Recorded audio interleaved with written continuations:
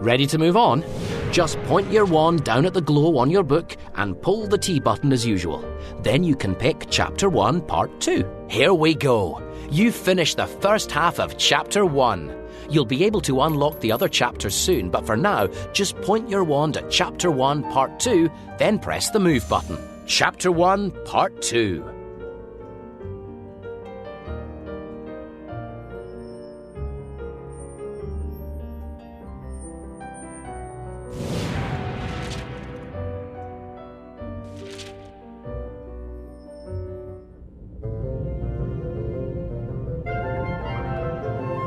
Unlocking Charm.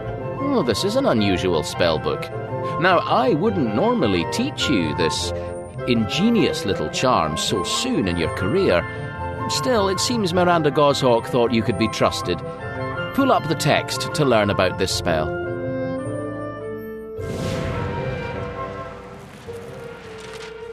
There are many ways to pass through locked doors in the magical world. See the fire-making spell, the gouging spell, and the reductor curse. Where you wish to enter or depart discreetly, however, the unlocking charm is your best friend.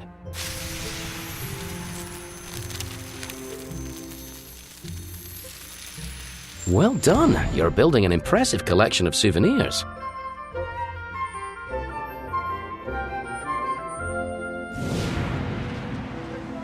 Ready for another tale? Wand at the ready. Here we are. Want to read the story now or later?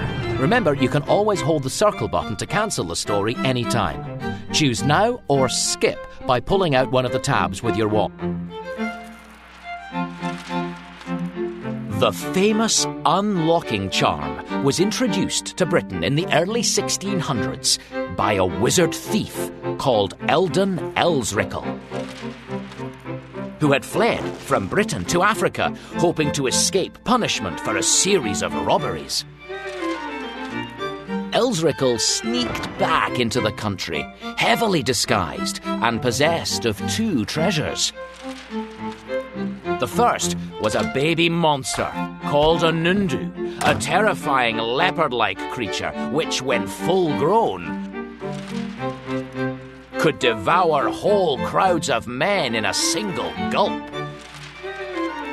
However, the cub could be subdued with a simple... What would you use to subdue a Nundu?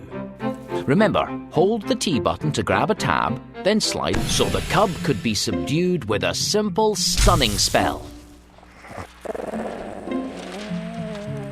And Elsrickle intended to use it to guard his house when he was not there.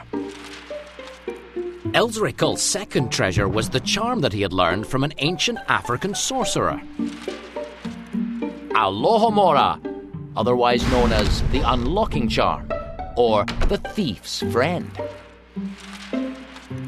Elsrickle immediately resumed his career of villainy, and no house in London, whether Muggle or wizard owned, was safe. Elsrickle was soon taking home priceless jewels, paintings and antiques to the house which was occupied by his Nundu. Soon, the spectral thief of old London town was making front-page news in both the wizarding and Muggle worlds. Nobody could understand how the criminal was getting in and out of houses without breaking windows or using ladders. Once in a while, Elsrickle would be surprised in the home of a fellow... Oh, another missing word. A fellow what, I wonder? Elsrickle would be surprised in the home of a fellow wizard. Whenever this happened, the cunning fellow offered to trade his fabulous new charm for his freedom. His deal was accepted so many times that soon there were a great number of so-called spectral thieves operating in the capital.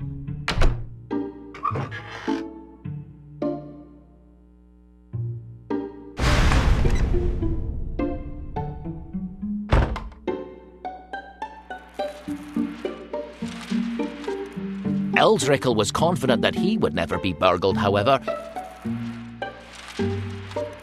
because he made sure that everyone knew he owned an ever-growing... What horror did Elsrickle keep in his house? Everyone knew he owned an ever-growing Nundu. He put it to sleep each morning through the keyhole of his door before entering the house. Use your wand to slide the tab out.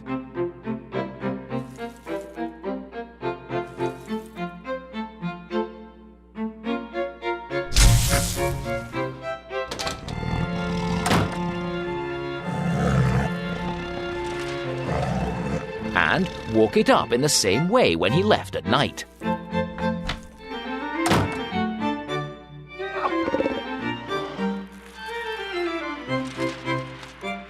Then came the fateful day when Blagden Blay, a wizard who had been burgled 19 times in 2 weeks, succeeded in inventing an anti-Alohomora charm.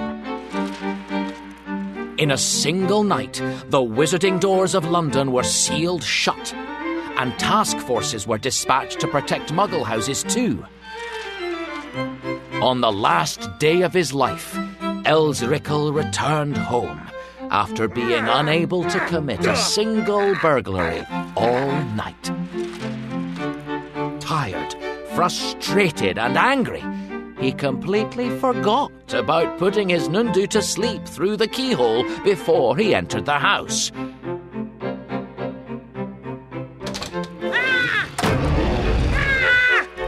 The last word he ever spoke before being pounced upon and eaten was Alohomora.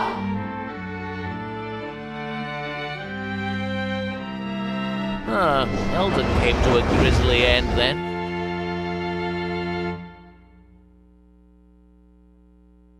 Right then, we'd better learn the spell. Turn the page.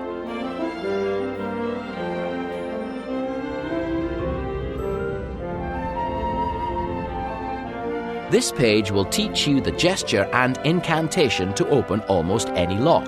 First, we'll learn the spell's incantation. Try that picture of some keys. Use your wand to get it going.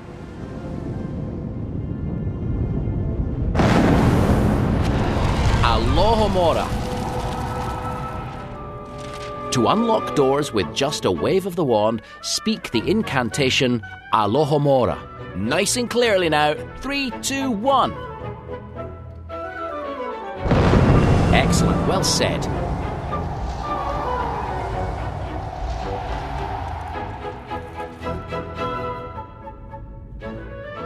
Excellent. Now let's learn the gesture. Pull the diagram up from the page.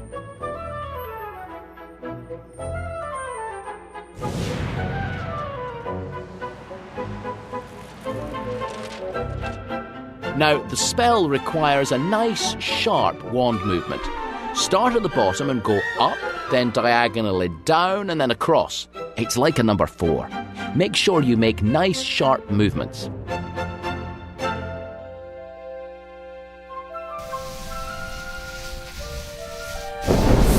Nice. Let's see that gesture again, but drawn from memory this time. Excellent. With this spell cast, you don't need to do the gesture again. You just start flicking your wand towards locked objects to open them. Let's see what this spell can do. See that little glint? That means there's something to unlock. Flick your unlocking charm towards it. Smells like someone's potion went wrong. Wasn't expecting that. Look out, bats! Oh, you've picked up a collectible. You'll be rich at this rate.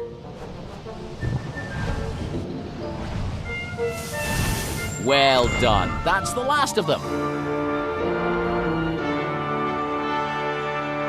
Oh, goodness. There's more to read about this spell if you want.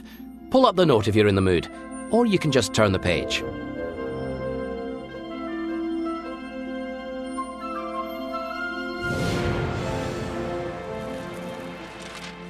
Prior to the discovery of the unlocking charm, the most popular charm for the purpose was Portaberto, which usually splintered the lock from the door. and occasionally left a smoking hole where the key should have been. Even this was a substantial improvement over Open Sesame, the previous most popular spell, which saw doors wrenched from their hinges and torn into firewood. You've mastered the unlocking charm. Try not to get into too much trouble with it. Turn the page when you're ready to move on.